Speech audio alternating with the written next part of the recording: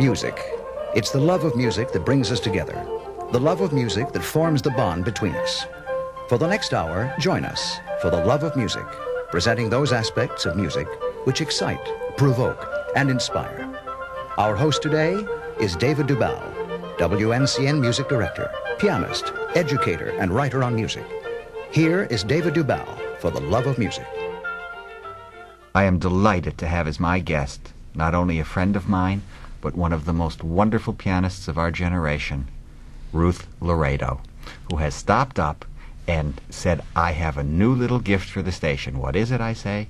She says, it's my 6th out of the 7 Rachmaninoff albums she has recorded. And I said, my God, you're the little giant. Eugene Dalbert used to be called the little giant. Ruth Laredo is now the little giant. She has completed one of the great projects in the history of the LP, and that is the recording of, I don't want to know the number, I'll ask Ruth, I'll bet you don't know it. How many pieces altogether in these 7 albums that you worked on these last, half a decade almost? No, David, I don't know how many there are. I never even stopped to count them. I'll bet you there are 100 works Rachmaninoff composed for solo piano that you have learned. It's possible. Maybe I shall count them now that you ask me.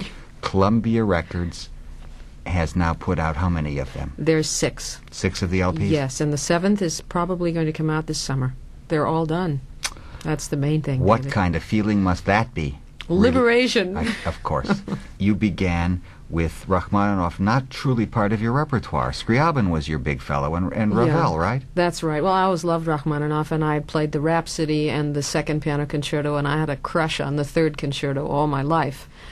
But the solo literature was not really part of mine, and this is all since 1974. And it's done. There are so many questions one could ask based on what do you think the quality of the Rachmaninoff language is ultimately in all of these pieces. Is it of a high consistency? Because, very few people really know how many solo piano pieces he recorded. Yes, a few preludes right. Here and there, an etude tableau, but it is a monument of difficult pianism, correct? Yes, very hard. That's the main thing. The difficulty, the technical difficulty of this music is beyond compare, as far as I'm concerned. There are very few, if any, pieces that he ever wrote that had just a single melodic line accompanied in the bass. Everything has inner voices. Everything has passage work. Pyrotechniques, even in a slow piece like the lullaby, the textures are thick and complicated, and it's an experience to learn how to listen to all of these things and, of course, learn how to play them. Each one was a great challenge for me. Now, did you, first of all, of course, Rachmaninoff was not interested in your hand or mine or anyone else's or Horowitz's. He himself had the giant hands that could encompass these things, and he composed for his own virtuoso pianism, which was incomparable. So, of course, you had some of the most idiomatic and yet some of the densest writing to ever, in fact, no one has ever done what you did. Record all of it. No one. I don't think so. So you have made a tremendous contribution on these Columbia albums to the history of the LP. Thank you. The playing is of a high consistency. As you know, I've heard all of these albums, and today we have listened together for this brand newest, which has the Opus 10, 7 pieces, which are seldom known, and those unbelievable, difficult Opus 16, those 6 musical moments. Those are...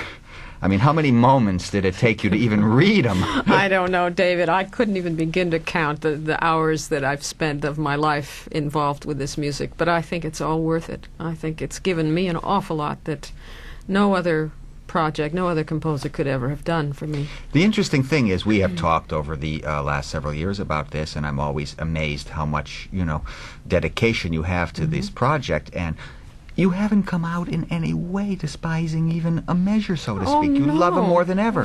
That's true. I love them more than ever, and I hope to continue playing my favorite works of Rachmaninoff from now on. Sure. How does Rachmaninoff go over in live recital compared to, let's say, Scriabin or Chopin? Well, I have found that people adore Rachmaninoff consistently, no matter where it is. They love the music. They always seem to enjoy Rachmaninoff. Very often people dislike Scriabin. I must say that honestly. often, if I play any Scriabin on a recital, people are not familiar with this music, and which makes me want to play it even more so. I always program something of Scriabin in between something more well-known so that it isn't too unpalatable for an audience if they're not acquainted with this music. But Scriabin can be very vociferously received if it's played in a college or a place where there are people who are really wild about his music, but that's not very often the case. Rachmaninoff seems to be much more universal. He touches the heart quickly, doesn't he? Yes, it's more accessible for an audience. People love the music, and I enjoy playing it, so I like to do both. As you know, of course, David, they were friends and colleagues, and I like Rachmaninoff and Scriabin, yes. Yes, I like the juxtaposition of the two of them on the same concert because the music is very different, and I like the idea of putting both of them on the same program. Your programs are always taxing physically. Yes, you never stint on either the size or the complexities of the program, and yet you're a wonderful programmer. I know that we've often talked about where pieces should fit and so forth. And this, I find, is one of the interesting parts of your recitals. Often they have themes to them, like your great programs at the Kaufman Auditorium on the virtuoso pianism. Those were wonderful recitals and such great thought. So I understand very well as a programmer how you are delighted to try to find what will fit well. Recently you were telling me that you put the Ravel Sonatine next to the Barber Sonata, and That's I said, right. oh, what a wonderful texture. For that's how I hear programming it, how the light and darks of everything work.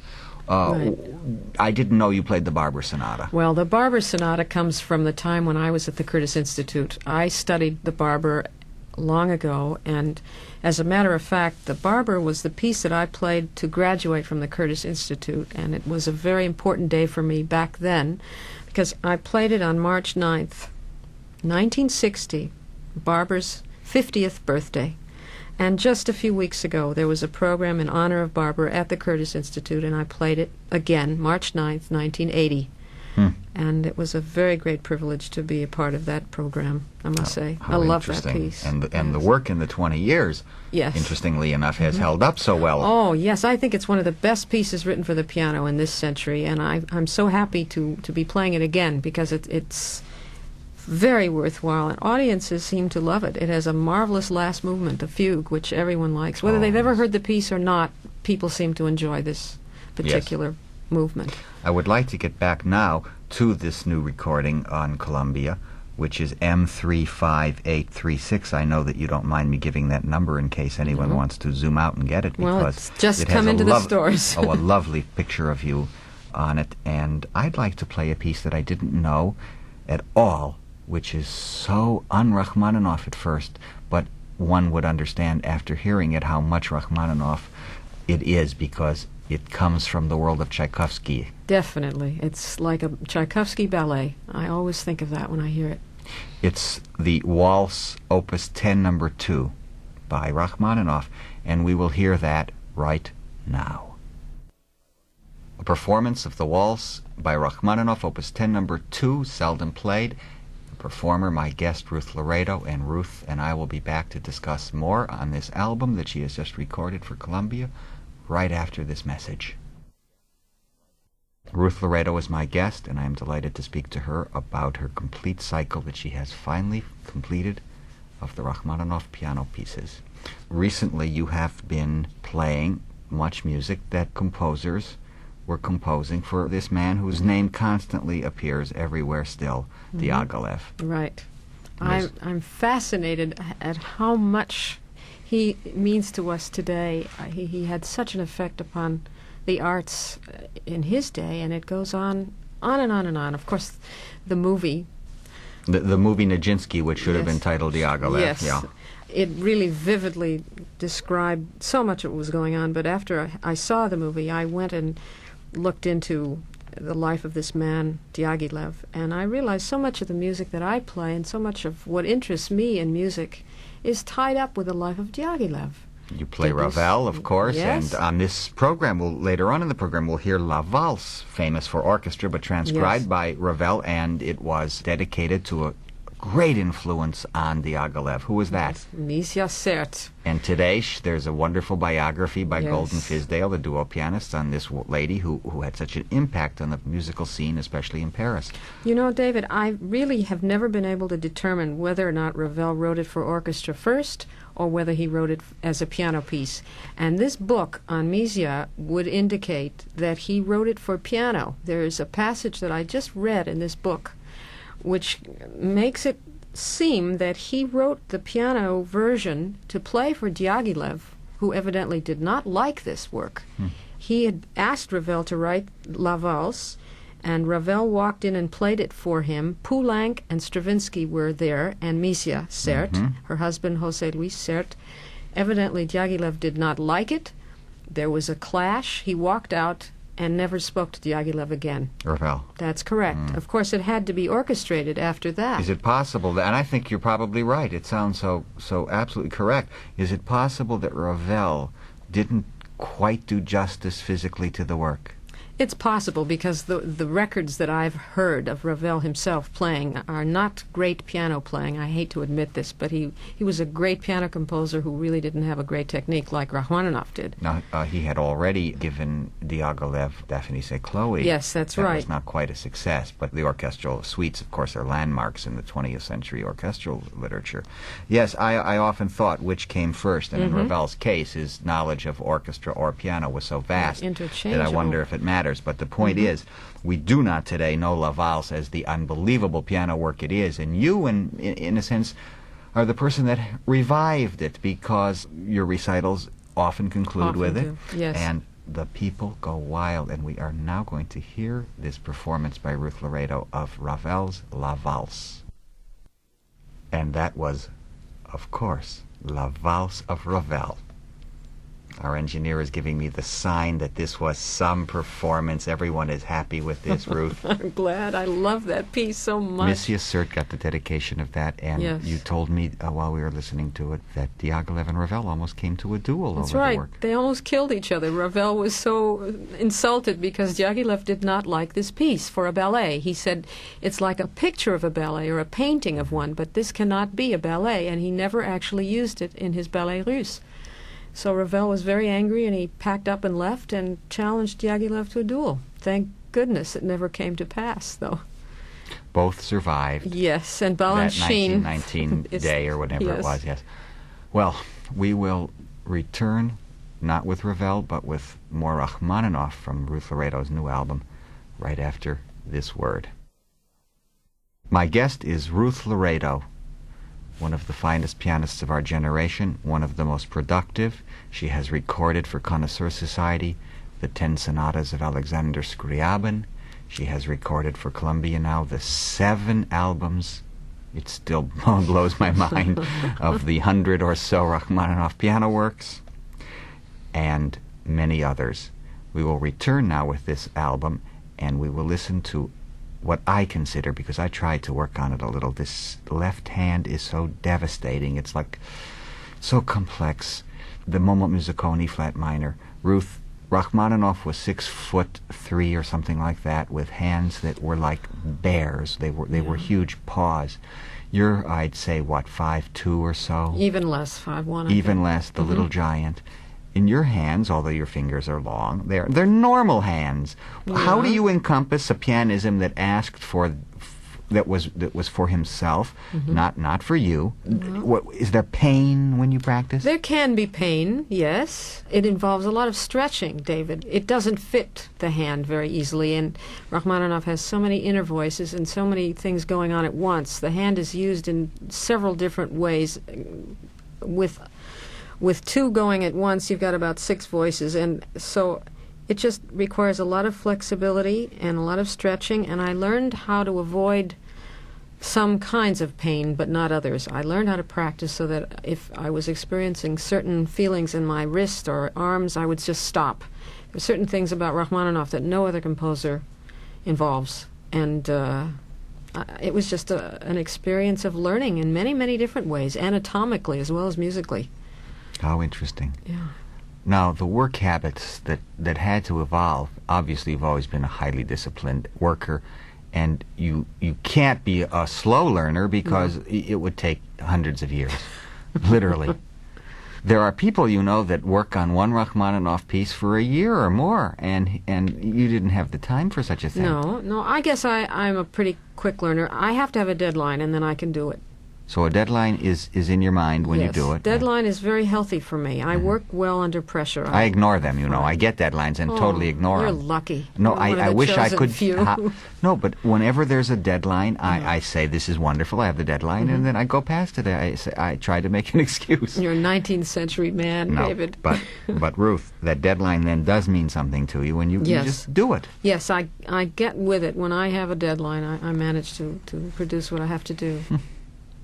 What do you do? Just get up every day and say, today you're going to just plunge in? I must say, I like to practice. I enjoy it, and I feel very good when I have done a good day's practice. So you're not neurotic about the practicing itself. No. You sit down and you plunge in. Whether I feel like it or not, I usually do feel like it in the morning. There are some days when I think it's better not to practice, but I do it in the service of the music rather than any other reason. Sometimes giving things a rest helps a lot, and to start fresh a day or so afterwards. Now, you work 7 days a week at the piano? No, I don't. I usually work about 5. Are there any set hours or patterns? Well, this is for pianists who would be very interested in... work habits are so difficult to develop. Everybody has different ones, I'm sure. I found that I feel most like practicing in the late morning hours until the late afternoon. I don't like getting up early in the morning. I usually start practicing after 10 or even starting at about 11, and I go until 3:30, 4 o'clock. I don't like to practice at night, and if I haven't gotten everything done by 4 o'clock, I usually don't do any more. Now, do you set goals with these? Because after all, you don't. Each of these pieces were in the void. You didn't know them. No. Well, every day is different. I never plan what I'm going to do. Something takes over me when I start to practice.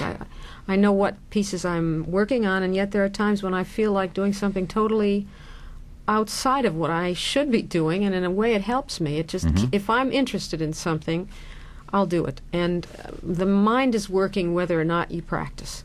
There are times when I'll go for a walk and I find the music is in my mind just unconsciously. It's there. And so it's going on all the time, whether I'm at the keyboard or not. But I am pretty faithful about showing up at the piano every day.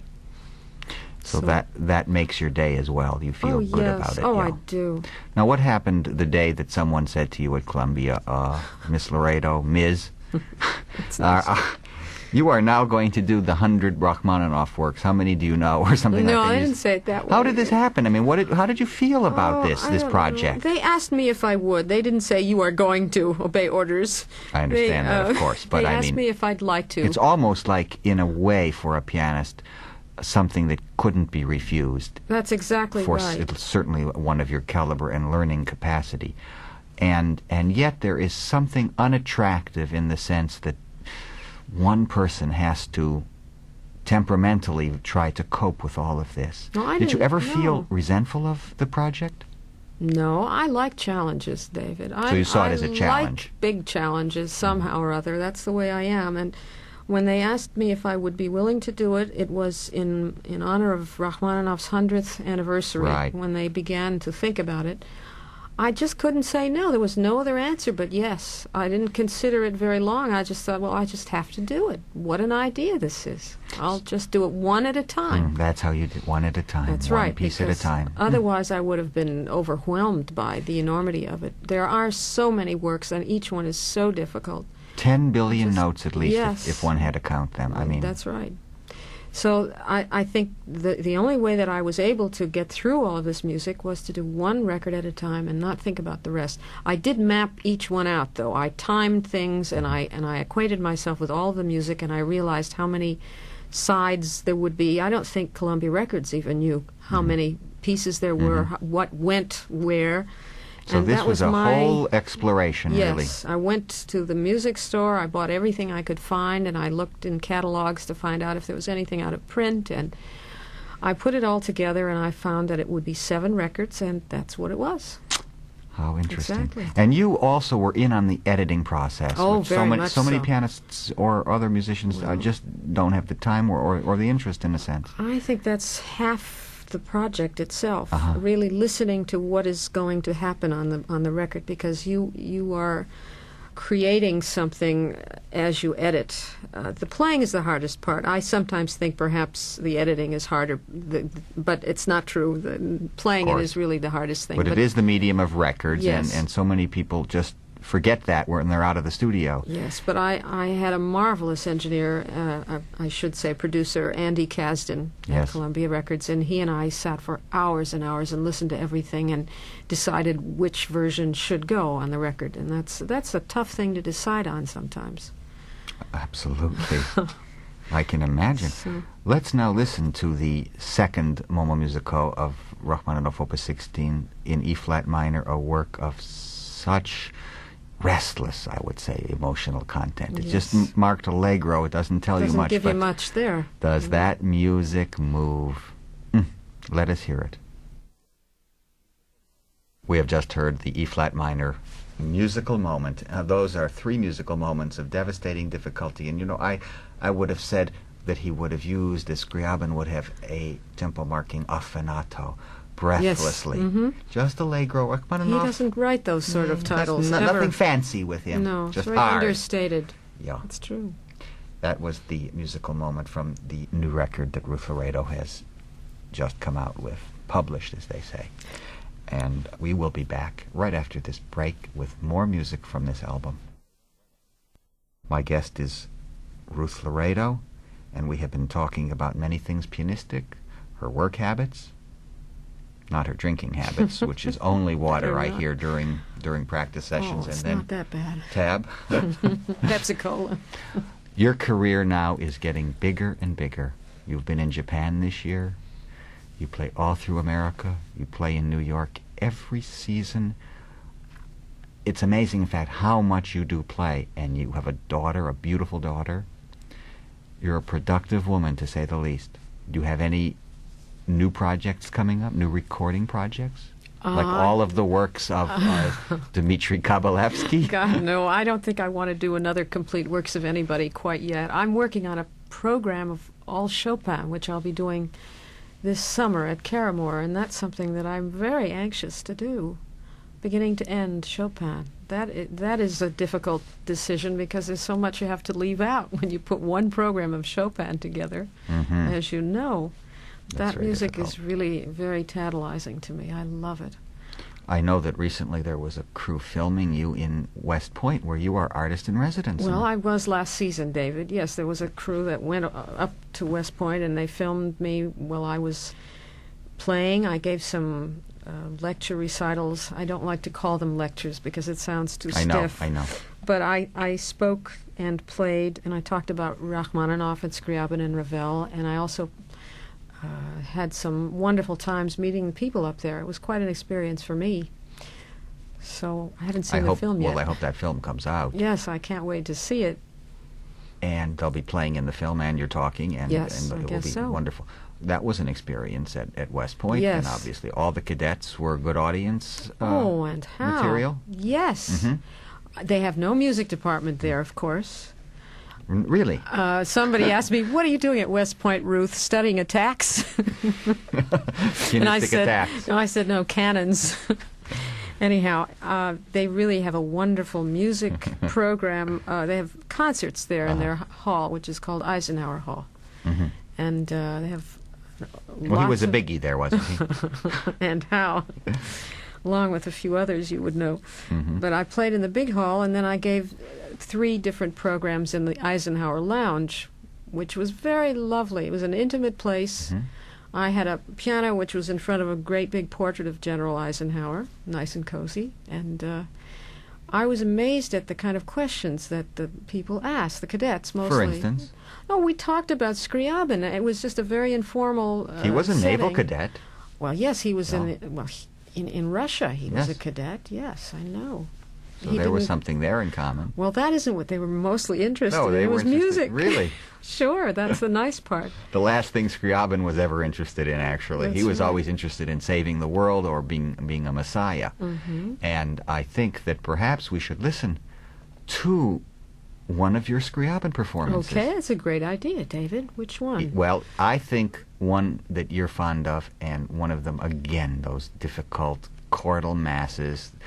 Scriabin was obsessed with not cannons, but fire. That's true. Vers la flamme, we will hear in the hands of my guest, Ruth Laredo.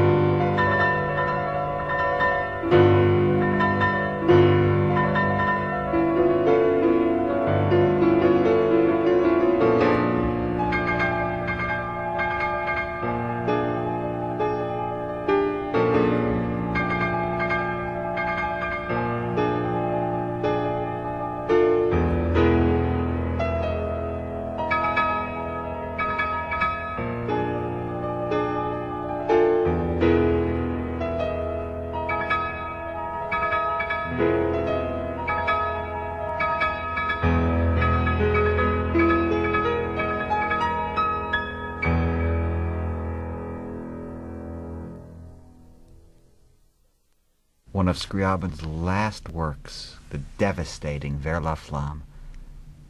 That piece is full of that Scriabin nervousness, that hypnotic pull toward the fire that he was obsessed with in his late years.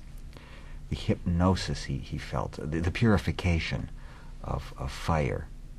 And soon as you heard your own recording there, you said, oh God, just two notes. He sets this mood. That's right. It's like perfume almost. You can almost smell this piece. You feel something immediately. You're in another kind of state of feeling than anything else, and it's unique. I'm in the mood for it right now. I've sort of left this piece alone for a while, but now that I come back to it, it's really so gorgeous, very special. Ruth, this program has gone by so quickly. There are other things I wanted to ask you, and more recordings, of course, from your fine, large discography. Would you come back next week and we'll talk a little more? Oh, I'd love to, David. Thank you. Ruth, thank you for coming today and bringing your new Columbia album, and I will see you soon for the next week's program. This is David Dubal, and I thank you for listening. For the Love of Music, with today's host, David Dubal, WNCN Music Director. We hope you'll be with us when once again we meet to listen and exchange ideas, all for the love of music. For the Love of Music is produced by WNCN New York, GAF Broadcasting Company.